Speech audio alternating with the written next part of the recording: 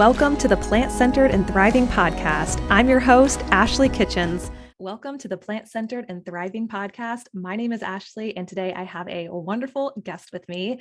So a few weeks ago over Easter, I attended a vegan Mexican cooking class, and it was amazing. It was at a local animal sanctuary here in North Carolina. It's in Pittsboro, North Carolina. And Mercedes was teaching the class, and that is our guest today. So Mercedes is originally from Texas, and she moved to North Carolina with her partner about 3 years ago. She became vegan 4 years ago after forming an incredible bond with her rabbit, Theodore. And y'all, when she told this story as we were, participating in this cooking demo, it touched my heart so deeply. I was like, Katie and I both, we were attending the class. We're like, we have to have Mercedes on the podcast. And so I'm so grateful that she gets to join us today and that she gets to share her story with you. She enjoys lifting, photography, and recreating her favorite dishes as a child to fit her current lifestyle. Please join me in welcoming Mercedes to the show. Welcome to the show, Mercedes. Hi, how are you? Good. How are you doing? I'm doing good. I feel like it's been a long time no see. I know. I had explained before having you on about how I first was introduced to you with the vegan Mexican cooking class a few weeks ago and how incredible it was, and how Katie and I were like, oh my goodness, we have to have Mercedes on the podcast. Oh, that makes me so happy. So before we dive into everything, I'm curious to learn just more about your journey to veganism and what brought you here. So in August, it'll be 4 years that me and my partner have been vegan. And it was all because of a rabbit. I know that sounds so silly, but I actually did photography back in Texas. And there was like a pet shop going out of business. And I was like, oh, I'm going to get rabbit for Easter photos. And that's honestly how it started. And I picked him up, and he had all these health conditions, and he became like our baby. And I was cleaning one day, and obviously I was desensitized from not knowing, hey, don't pick up a rabbit for Easter photos. Yep. You're not really thinking. So yeah, I was cleaning one day, was using like all these harsh chemicals to clean, and his eyes were watering because we had him free roam in apartment. Yeah. And I didn't click two and two together. So I take him to the vet, and the vet is like, are you using these harsh chemicals with like super fragrance, all these things? And I was like, yeah. And he was like, well, those products are tested on rabbits. And I was really surprised. So I went home and like did this deep dive on like cruelty-free stuff. So then I started buying cruelty-free stuff, and me and my partner are sitting down, maybe like 3 or 4 months in to buying just cruelty-free. And he looks over at me like, man, we're kind of like hypocrites. And I was like, what do you mean? And he was, and Theo would sit with us and eat. And he was like, we care so much about like what we use to clean things, but we're not really caring about what's in our body and how it gets there. And we only love Theo because he's our rabbit. But so, so it opened up this big thing for us. And we wanted to be vegan or like plant-based on our own beliefs. Like Mike didn't want to go vegan because of me. I didn't want to go vegan because of Mike. We wanted to make sure we had our own reasons. And yeah, and so that's what started it. Your sweet, sweet rabbit, Theodore, which when we turn this into a blog post, we'll include a picture of your rabbit because he's just so precious. And I know he means a lot to you. Yes, so much. Yes, because he literally changed our whole, we had him for a decade. So how can you not make an impact, Yeah. And so from there, which I think is really fascinating, it's actually not something that we've talked a lot on the podcast about the products that we buy or that we bring into the house. We talk a lot about what we put into our body, but we don't talk a lot about like what we put on top of our body or what we're like cleaning our counters with. And it sounds like that was a pretty strong connection for y'all in that, wow, like my rabbit is having this reaction to these harsh chemicals. And it kind of made you take a second look at what you're bringing into your household from like a non-food perspective.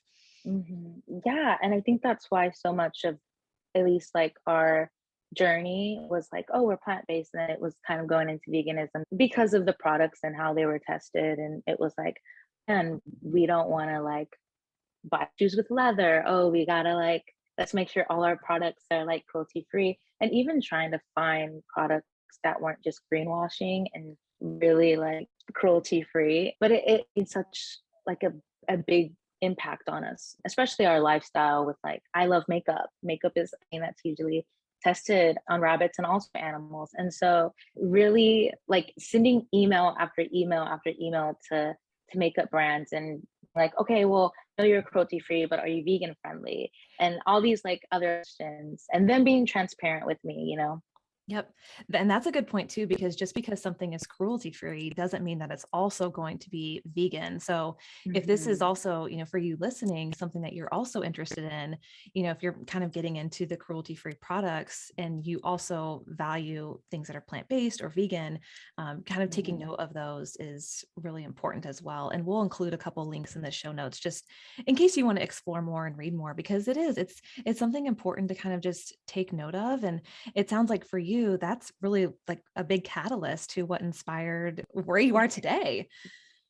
Yes, literally everything. Like there were so many cruelty free creators on like YouTube and, you know, platforms I would look on, even Tumblr at that time. And then I was like, oh wait, like none of them are like vegetarian or, you know, a lot of them still ate meat. And I was like, so it was kind of like going backwards for me. Okay, so Yeah. Mercedes, if I have the timeline correct, were you in Texas at this time when you started transitioning? Yes. Okay. Yes. So how did that Yes. go?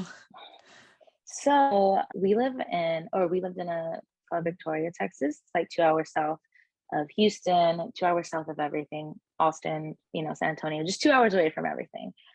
Where there were no options. We have like, I think four Whataburgers or What a Burger in town down each street, which is like a big known, it's like Texas In and Out. I mean, it was hard. It was, I think, just around the time Beyond Meat came out. So it was like their first burger. And I remember being like, what are we gonna eat? And going to stores and just getting like a bunch of legumes like lentils and whole foods, you know, rice, beans, all these things that I still felt like I couldn't cook anything out of and be satisfied. So I also grew up very poor. So rice and beans were like up there. And I don't care what anyone says.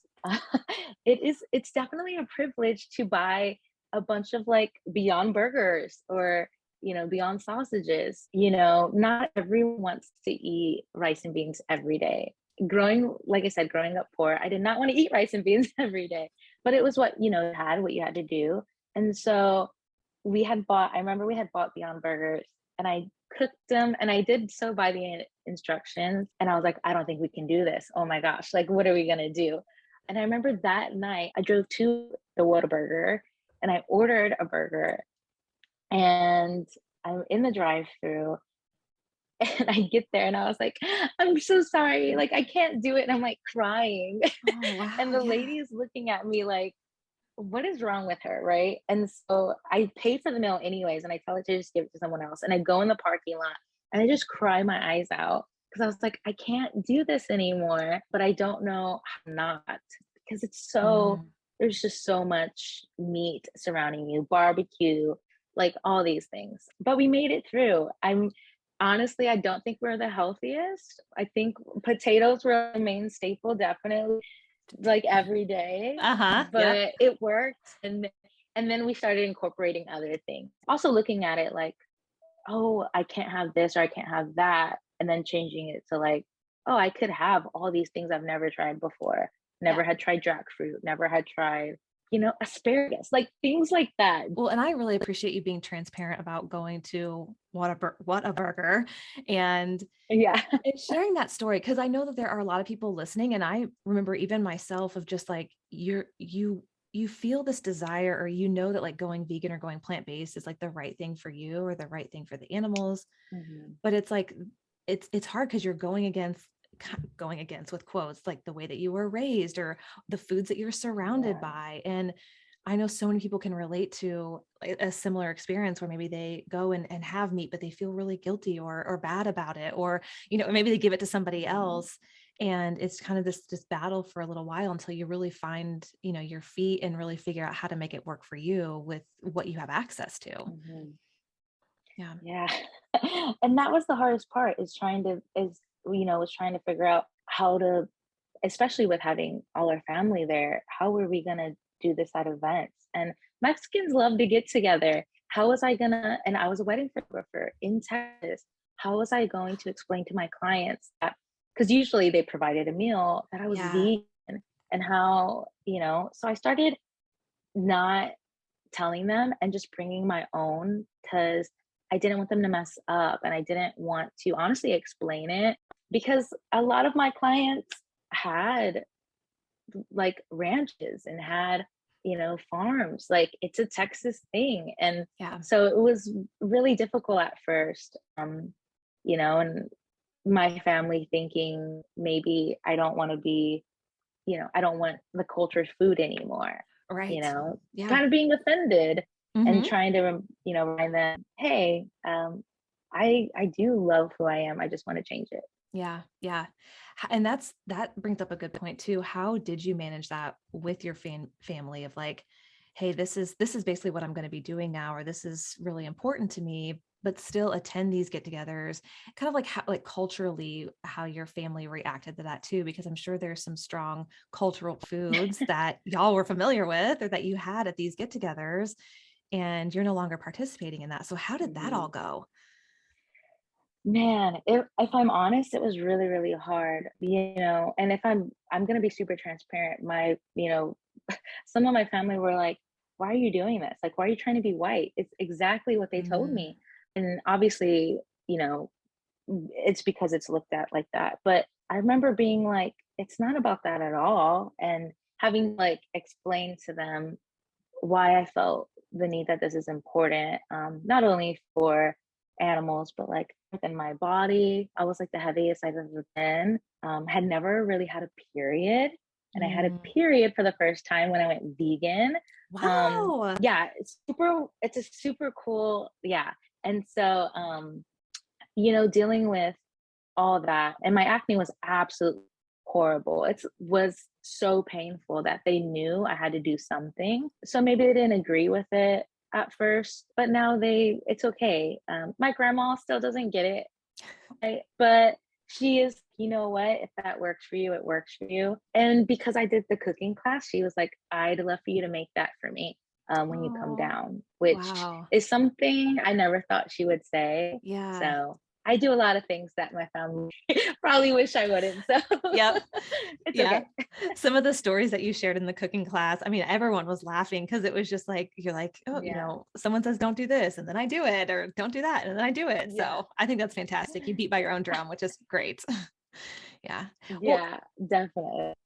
it sounds like your family too could see you changing. It was almost like you were evolving Mhm. into this person that you knew that you were meant to be, whether it was like just how you felt or physically, or even just like living a life that felt more aligned by not eating animal products or using animal products that were tested on animals.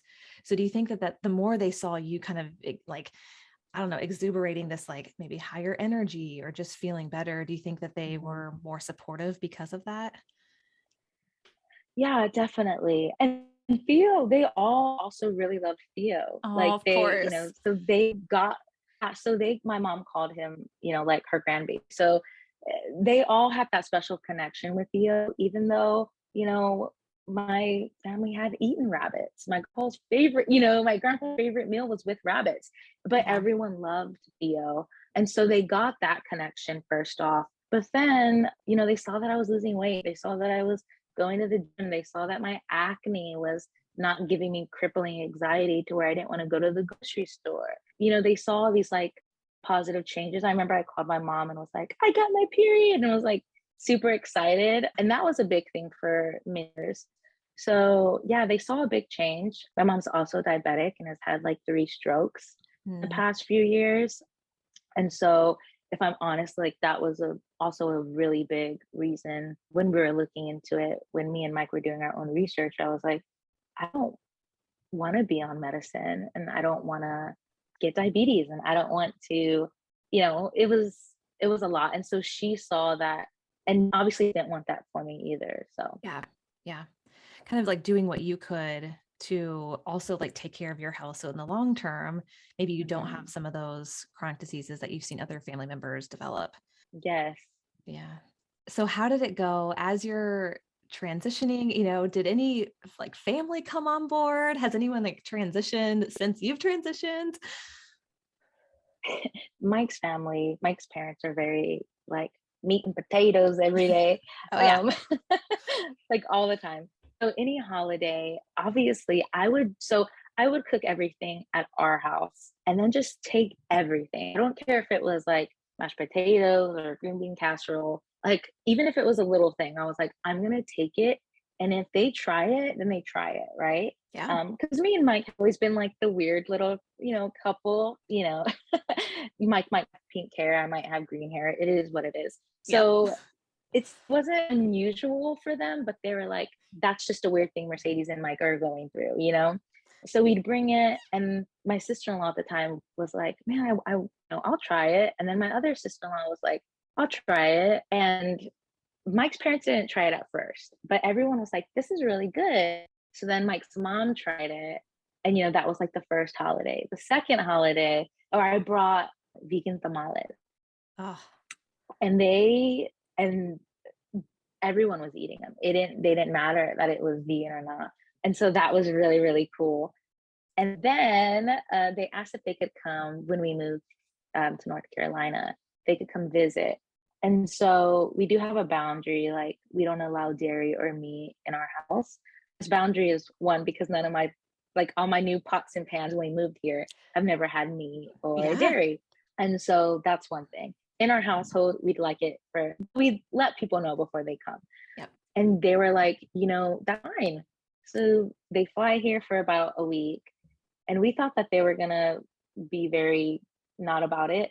But I made like a vegan beef and broccoli with like bao bun, egg rolls, and I made like meatloaf, and I made Hmm. all these things that everyone honestly didn't mind eating. And I thought they were lying to me because they were like, "This is so good," and they would get it seconds, and I was like, "Oh gosh, I hope they're like they actually like it." And then they went home and they were like, they flew back home, and on January, like I think the first week of January, they called and they were like, "We're gonna go vegan. Like we want to be plant based. We want to be vegan." And Yeah. and they rescued a Boston Terrier, so they also have that Oh, like, Boston Terriers have a lot of breathing problems. yeah. So they were like, "Man," we were like, "We can eat everything we want to eat," because my whole thing is you don't have to take away anything. You just have to modify it. So I can have tamales, I could have enchiladas, I could have steak or Hmm. whatever. I just have to veganize it, and it's not as hard as people think it is. Yeah. Yeah. And I liked that you said you set boundaries in your household. And I want the listener to know Mhm. that as well, that you are 100% entitled to set those boundaries in your household if that's what you want to do. If you don't want meat or dairy to come into your house, then that is totally okay. And another thing Mhm. Mercedes has been doing that I wanted to point out too is how she is like showcasing how delicious eating vegan can be by making the food, bringing it to family events, and not necessarily like forcing people to try it, but it's like, it's there if you want it, Mm-mm. you can have it. And it sounds like that has gone a long way too. One of the things my sister-in-law and brother-in-law told me is because we weren't so forceful about it is the whole reason why they said could do this. And it was because, she had said, "I knew we would go there and maybe I would feel better." And she was like, "I felt better, like this might be TMI, but GI, like my GI was feeling better." She's like, "I felt great." She's like, "I didn't feel like we had to, like cheat per se." And she was Yep. like, "I felt great." So it was really, really awesome to see them transition. And Oh, but yeah, just knowing like you don't have to be so forceful about it. And I think that food really brings people together. When we first went vegan, we were very like, "Oh my gosh, like I don't want to sit by anyone who eats meat." But then it was like, whoa, whoa, whoa, wait. I was the person eating meat. I was also that person saying I would never be vegan. So yes. you have to check yourself sometimes. And for me, my relationships are important based on, you know, memories and how long I've been in someone's life and how important they are to me, and not really based off of their lifestyle is, you know? Yeah. Yep, absolutely.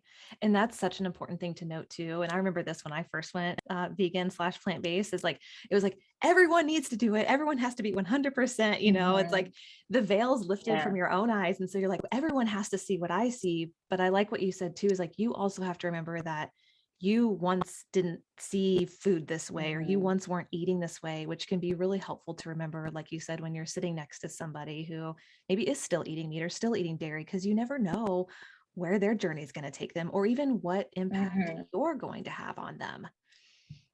Mhm. Maybe being just, like, rude about it isn't gonna make someone want to change either, you Yeah. know? You have to be, like, lenient, at least with your friendships is what I think, because 'cause I'm not really someone's friend because of what they eat, you know? They're a Yeah. friend because of what type of person they are. Yeah. Yep. Yeah, absolutely. So, Mercedes, how was it for you as you were kind of going down this road of veganism to, like you said, you're kind of adapting some of these cultural dishes that you grew up with that are really important to your family. How was that? And Mhm. how did that kind of go over? Obviously, they love the tamales, we know that, but kind of Yeah, yeah, yeah. how did that go for everybody? Mostly yourself. Um, yeah, so I'm not gonna lie and say it was super easy. It was hard because I grew up never seeing my grandparents, measure anything, and they used a lot of chicken stock. They used a lot of, I mean, my grandparents grinded their own meat for tamales, Yeah. and we would all help spread the masa and put the filling in there, and it was a big transition, as in learning how to like find things that maybe matched or gave me that same kind of like nostalgic feeling of eating all these great foods that they prepared for us. But there were times where I burnt things or I didn't add enough flavor. And thankfully, Mike, he will not let food go to waste. So he just ate it anyways. uh, and there were times where I couldn't. But, I guess just not playing around with it, but literally seeing what can I do? How can I modify it? And almost having it be like a challenge. Like I really want to, if my parents, which my parents did visit North Carolina, if my parents come, how am I going to like feed them? Because they love all these foods. And finding out I can make, homemade tortillas with like cassava flour or like just anything better. And it's really cool because when they came to visit, my mom's numbers for her diabetes were so normal that her body was in shock from how Oh, normal they were. oh my gosh. Yeah, it was like, and it Wow. was so incredible, but so, also so sad when you think about it because of Yeah. what we eat and what we put in our bodies and how it really affects you. Yeah. Yeah. But yeah, overall, it was like it's always really challenging, but it's really rewarding when I feel like I made something and it's my go-to. Yes. Yeah, absolutely. And speaking of nostalgic dishes, describe to us what you made, or describe to the listeners what you made for us, those of us who were sitting in the audience during your vegan Mexican cooking class. That was like so delicious. So I made a vegan birria, or vegan birria tacos, and I made a tres leches cake, which if you're in Texas, tres leches cake is like everything. It's everyone's birthday cake. It's my partner's favorite cake in the whole world. So like all the time, we would always get that. You can use the like, the birria sauce to by itself. You can eat it as like a soup. It's like I always call it like a fancy quesadilla. Is what I call it because Yeah. it is kind of what it is. But it's fried and it's so good. I used jackfruit, but I've used, you know, my partner kind of is funny. He'll call me like a bougie vegan because I'll get like sometimes I like, the sweet earth chicken and like shred it up even more. Yep. Or sometimes I'm like, you know what? I'm too lazy and I'm gonna go get jackfruit.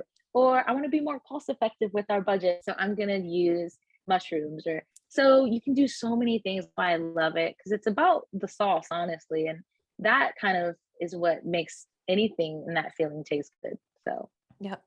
And one thing that I took away, well, I took a lot of things away from your cooking class, but one thing in particular was when you were talking about the jackfruit, because you know how jackfruit sometimes has like an off taste, or you're like, oh, mhm. this is definitely jackfruit just because it has a strong flavor to it.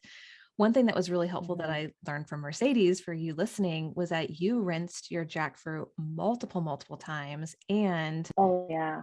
you recommended buying young jackfruit. Was that right? Yes, young jackfruit. And the flavors are completely different. If even if you just pop open a can and you taste it like raw, it's definitely like the flavors are so different. So I will do that a lot. I'll like open cans everywhere and like try things. But young jackfruit also just shreds better. You can marinate it. You can make like street tacos, like a steak style. You can do so many things with young jackfruit. Yeah. And I will say too, and Mercedes knows this, I recreated her tres leches cake and it was not as good. It was still delicious, but I'm like, oh, Mercedes was just so good. She set the bar so high. Oh no. It was probably it was it the milk? Did you use the milk? You used all the coconut. I did. I used all the, well, I was actually really glad to find, so I found the evaporated coconut milk and then condensed Mhm. coconut milk at Whole Foods, which was great. But Mercedes, I use some well, not some, I use gluten-free flour. And I No, think that's that fine. that was Yeah. like the difference. So Oh, I need to okay. test it a little bit more. Yeah. But Yeah, Mercedes, no, I'd love to know, like, anything that you test yep. because, um, yeah. Yeah. Well, it was funny because I made it for someone's birthday and everyone Mhm. loved it. But I'm like, oh, Mercedes, I don't know. She just had something. It was just so much better for some reason. So it was still really delicious though. Oh, yay, well, that makes me happy. Yeah. Yeah. Yeah, absolutely. It was so fun. Well, so for someone who is listening and is kind of maybe kind of where you were 4-ish years ago and struggling, they feel this pull to make the change, but maybe there's some strong cultural ties to the food that they're a part of or the Mhm. family get-togethers that they go to. What would you say to someone who's maybe thinking about transitioning or transitioning now and there are some pain points or some struggles that keep arising? Oh, man, I think at the end of the day, really knowing why this is for you and, like, kind of sitting down and soaking in that, knowing, why you're doing it is so much bigger than like 5 minutes worth of food, Mm, because it doesn't just, like I said, it benefits animals, obviously, but it benefits you, your health. And I love my culture. I love my family so much. But that does mean I want to have, you know, their genetics when it comes to disease and getting these horrible things like diabetes and having strokes and cancer, and I don't want any of those. And you can still eat so many things that remind you of who you are and where you come from without without harming something or harming yourself. And I think that I always have to think to myself, my body does so much for me, um, and I need to take care of it just as much as it takes care of me. mm, So yeah. at the end of the day, it's more of a like mind over matter type thing. And people can say what they want or maybe tease you or make fun of you. My family does that a lot. Um, but at the end of the day, I know that I'm doing, the best for me. Yeah. I think just remembering that, you can do it. It'll be hard, but you'll be fine. Yeah, yeah. I like that. There's still going to be challenges that arise, but it's definitely in the realm of possibilities for you to achieve. And going Yeah. back, like Mercedes said, to that strong why, like why you're doing what you're doing is what's most important. It doesn't really matter what anyone else is doing. It matters Mhm. what you're doing. And if you feel like that's the best path for you, then that's fantastic. Yeah. No, and whether you do it for the planet or for health or for yourself, it all benefits something. Yep. Yeah, it really does. Yeah. And I feel like once you learn one thing, kind of like what you were talking about, like Theodore and the or the cleaning products were like a big reason why you started changing. But it's like once you learn one thing, then Mhm. that just opens the doors to all of these other things that you start learning about how eating Oh, this way can benefit. yes. Yeah. And my best friend went vegan. And so we have a good little vegan community when we go back to Texas. Yeah. Um, and she just had a baby and had a baby, being vegan. And so her partner's vegan and they have a vegan baby. So it's just like, Ah, or a plant-based baby. So yeah. yeah, so it's really cool because you can see it in all, and that was a big challenge for them. So, Oh, and all these different ways you can see how I don't know. At the end of the day, you can still make it for you. It just will be challenging, but you kind of learn through it. Yeah, yeah, absolutely. And like with your testimony too, you're really walking the walk and just showcasing how good you feel and what your body's capable of and how, making all these connections. And I think that's really important too. It's not necessarily talking or forcing people to try and change or see it your way, but really just showcasing that, hey, this is achievable and you can live a really enjoyable, delicious lifestyle eating this way without Mhm. compromising anything, especially your culture. Yes, no, and that is what I always try to, like, tell people is, because like I said, I used to be in that was like, "I don't wanna sit by people who eat meat," or, "I don't wanna, like, be in the same thing," and then I noticed, like, man, like, this is gonna be a pretty lonely life, Yeah. and although I am very introverted, like, I wanna make sure that I'm not distancing myself from people who have always been there my Mm. entire life, just Yeah. because they don't get it yet. And I remember how desensitized I was from it. How could not be, It's Yeah. in everything, no matter what it is. Yeah. Yep. Yep. Absolutely. Yeah. Well, thank you so much for coming on the show. I'm so glad that Piedmont Animal Farm Refuge brought us together, that they hosted this wonderful vegan Mexican cooking class. It was so much fun. And I'm so glad that we were able to just watch you cook and taste some of your food, which was like the highlight of my week. And then also, we're actually going to have Lenore on the podcast to talk more about the refuge Oh, and everything. So I'm really excited to have her on. that's amazing. She's Yeah. amazing. Yeah. Oh, I love her. Yeah, she really is. So, well, Mercedes, again, thank you so much for coming on and being transparent and sharing your story and just all the wonderful things that you're doing. Yes. Well, thank you so much. You're such a light, and I hope you know that your podcast is doing like some remarkable things. So thank you. Oh, thank you. I appreciate that. All right, we will see you next time. Until next time, keep thriving.